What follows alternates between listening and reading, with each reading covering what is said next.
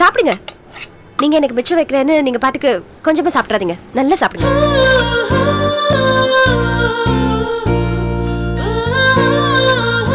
என்ன இப்படி பாக்குறீங்க?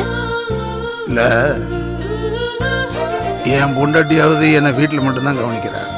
ஆனா நீ உன் வீட்டுக்கு வரும்போது என்னை கவனிக்கிற. இங்க வேலை செய்யற இடத்துலயும் எனக்கு உதவியா இருக்க. என் கூடவே இருந்து கவனிக்கிற. இதுல என்னங்க இருக்கு? எனக்காக நீங்க எவ்வளவோ செய்றீங்க. இது கூட நான் உங்களுக்கு பண்ண மாட்டேனா?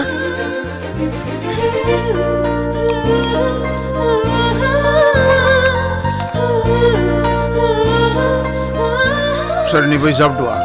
நான் கை கழுவுறேன்.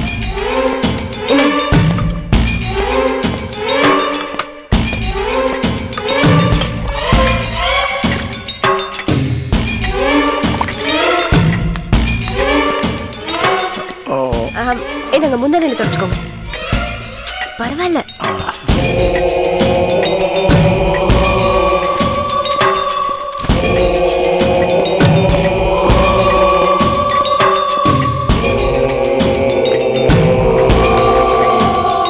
பார்த்து பார்த்து மெதுவா.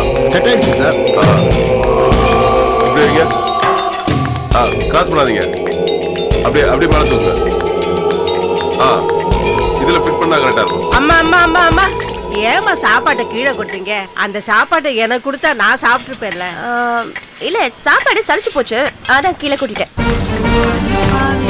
என்னாச்சு? முதலாளிக்கு வந்த சாப்பாட்டை கீழே கொட்டிட்டா. முதலாளி என்ன சாப்பிட்டாரு? அவ கொண்டு வந்த சாப்பாடை அவரு சாப்பிட்டுருப்பாரு.